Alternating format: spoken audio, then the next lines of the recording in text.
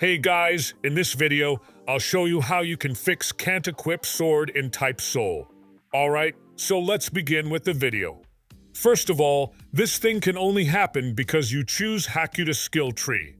Now, Hakuta is fist style, so that's why you can't equip your sword.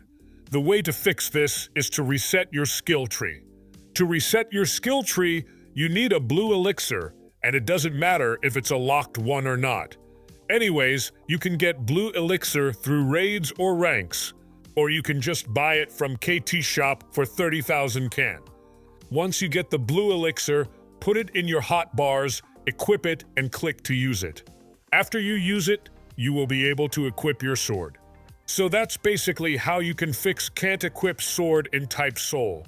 So that's all for this video. Consider subscribing if you find it helpful, and I'll catch you in the next one. Thanks.